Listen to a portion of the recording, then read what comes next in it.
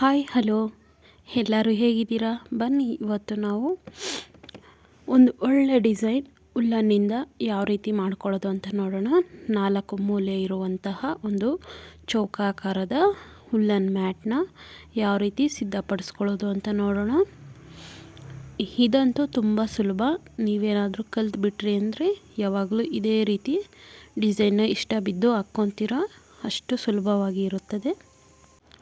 ಮೊದಲಿಗೆ ಈ ರೀತಿ ಮಾಮೂಲಿಯಾಗಿ ನಾವು ಎಲ್ಲ ಮ್ಯಾಟ್ಗೂ ಯಾವ ರೀತಿ ಗಂಟು ಹಾಕ್ಕೊಂಡು ಚೈನ್ನ ಹೇಳ್ಕೊತೀವೋ ಅದೇ ರೀತಿ ನಾನಿಲ್ಲಿ 6 ಚೈನ್ನ ಹಾಕ್ಕೊಂಡಿದ್ದೀನಿ. 6 ಅಥವಾ 5 ಆದರೂ ಸಾಕಾಗುತ್ತೆ. ಇದನ್ನು ಒಂದು ರಿಂಗ್ ಅಂದರೆ ಒಂದು ವೃತ್ತಾಕಾರದಲ್ಲಿ ಬರೋ ಹಾಗೆ ರೌಂಡಾಗಿ ನಾವು ಇದನ್ನು ಮಾಡ್ಕೋಬೇಕಾಗುತ್ತೆ. ಸಿಂಗಲ್ ಎಳೆಯಲು ಸಹ ನಾವು ಹಾಗೆ ಎಣ್ಕೊಬೋದು ಸ್ಟಾರ್ಟಿಂಗಲ್ಲೇ. ಆದರೆ ಈ ರೀತಿ ಸ್ವಲ್ಪ ಎಣೆದು ನಾವು ಮತ್ತೆ ಇದರಲ್ಲಿ ರೌಂಡ್ ಮಾಡೋದ್ರಿಂದ ಎಣ್ಕೊಳ್ಳೋದ್ರಿಂದ ನಮಗೆ ಬೇಗ ಅದು ದಾರ ಕಟ್ಟಾಗೋದಿಲ್ಲ, ಡಿಸೈನ್ ಅನ್ನೋದು ಬಿಟ್ಕೊಳ್ಳೋದಿಲ್ಲ. ಈಗ ನಾನು ಮತ್ತೆ ಕೊನೆಗೆ ಲಾಕ್ ಆದಮೇಲೆ ಒಂದು 3 ಚೈನ್ನ ಹಾಕ್ಕೊಂಡಿದ್ದೀನಿ. ಈ ರೀತಿ ಇವಾಗ ಒಂದು 4 ಸರಿ ಎಣ್ಕೊತೀನಿ, 4 ಸ್ಟೆಪ್ ಬರೋ ಹಾಗೆ. 4 ಸ್ಟೆಪ್ ಬಂದಮೇಲೆ ಮತ್ತೆ 2 ಚೈನ ಹಾಕ್ಕೋಬೇಕಾಗುತ್ತೆ. ಈ ರೀತಿ 4 ಸ್ಟೆಪ್ ಎಣ್ಕೋಬೇಕು, ಮತ್ತು 2 ಚೈನ್ ಹಾಕ್ಕೋಬೇಕು. ಇದೇ ರೀತಿ ನಾವು ಮಾಡಬೇಕಾಗುತ್ತೆ. 4 ಮೂಲೆ ಬರಬೇಕು ಅಂದರೆ ಈ ರೀತಿ ಮಾಡಬೇಕಾಗುತ್ತೆ. ಸ್ವಲ್ಪ ನಿಧಾನಕ್ಕೆ ಕಲ್ತ್ಕೊಂಡ್ರಿ ಅಂದರೆ ಫಸ್ಟ್ ಅಥವಾ ಮೊದಲು 1-2 ಸಲ ಟ್ರೈ ಮಾಡಿದ್ರೆ ಸಾಕು. 3ನೇ ಸಲಿಗೆ ನಿಮಗೆ ಆರಾಮಾಗಿ ಬರುತ್ತೆ. ನೋಡ್ತಾ ಇರ್ಬೋದು, ಇಲ್ಲಿ ಸೆಂಟ್ರಲ್ಲಿ 4 ಮನೆ ಬಿಟ್ಟು ನಾನಿಲ್ಲಿ ಗ್ಯಾಪ್ ಬರುತ್ತೆ ನಿಮಗೆ 2 ಚೈನ್ನ ಹೇಳ್ಕೊಂಡಿರೋದ್ರಿಂದ. ಈಗ ಅದೇ ರೀತಿ ನೆಕ್ಸ್ಟ್ ಸಹ ಮಾಡಬೇಕಾಗುತ್ತೆ. ನೋಡ್ತಾ ಇರ್ಬೋದು ನೀವು, ಈಗಾಗಲೇ ನಮಗೆ 2 ಮೂಲೆ ಅನ್ನೋದು ಎಷ್ಟು ಚೆನ್ನಾಗಿ ಕಾಣಿಸ್ತಾ ಇದೆ ಅಂತ. ಇದೇ ರೀತಿ ನಾನು ಸುತ್ತಲೂ ಎಣ್ಕೊಂಡಿದ್ದೀನಿ. ಈಗ ಕೊನೆಯಲ್ಲಿ ಜಾಯಿಂಟ್ ಮಾಡ್ಕೋಬೇಕು. ಆವಾಗ ಸ್ವಲ್ಪ ಕನ್ಫ್ಯೂಸ್ ಆಗುತ್ತೆ, ಈಗ ಯಾವ ರೀತಿ ಜಾಯಿಂಟ್ ಮಾಡ್ಕೊಳ್ಳೋದು ಅಂತ. ಕೊನೆಗೆ ಬಂದ ಮೇಲೆ ನಾವು ಕೊನೆಯಲ್ಲೂ ಸಹ 2 ಚೈನ್ನ ಎಳ್ಕೊಂಡು ಏನು ಮೊದಲಿಗೆ ನಾವು ಸ್ಟಾಪ್ ಮಾಡಿರ್ತೀವಿ, ಶುರು ಮಾಡಿರ್ತೀವಿ, ಅಲ್ಲಿಗೆ ಸರಿಯಾಗಿ ನಾವು ಎಳ್ಕೊಂಡು ಲಾಕ್ ಮಾಡ್ಕೋಬೇಕಾಗುತ್ತೆ. ಈ ರೀತಿ ಮಾಡೋದ್ರಿಂದ ನಮಗೆ 4 ಮೂಲೆ ಅನ್ನೋದು ಬರುತ್ತೆ.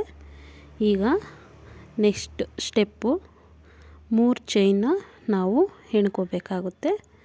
ನಂತರ ಅದೇ ಜಾಗದಲ್ಲಿ ನಾವಿಲ್ಲಿ ಮತ್ತೆ 4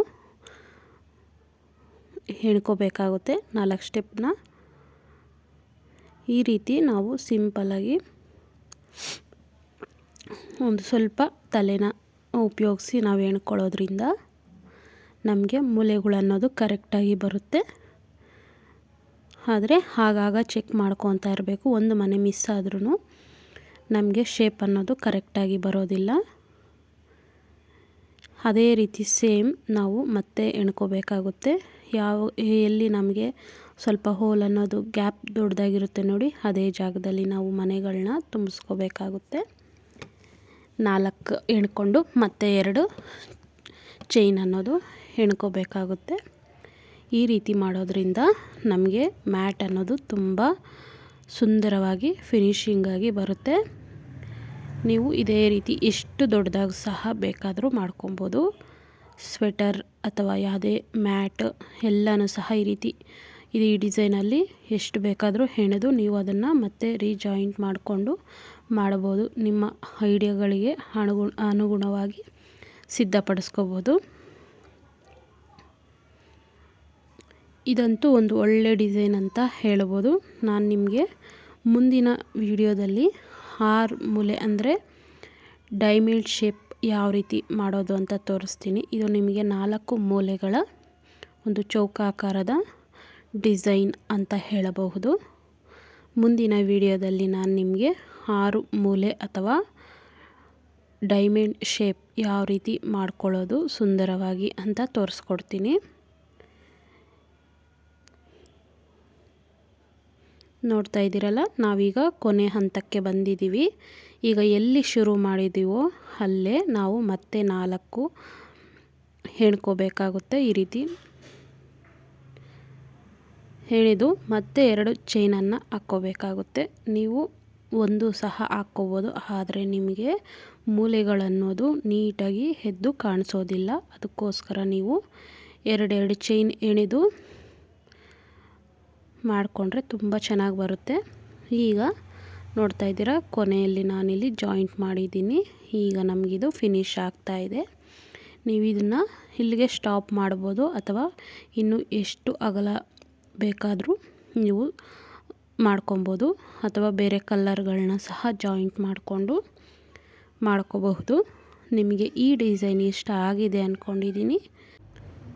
ನಿಮಗೆ ಈ ವಿಡಿಯೋ ಇಷ್ಟ ಆಗಿದೆ ಅಂದ್ಕೊಂಡು ಇಲ್ಲಿಗೆ ಈ ವಿಡಿಯೋನ ಮುಕ್ತಾಯ ಮಾಡ್ತಾ ಇದ್ದೀನಿ.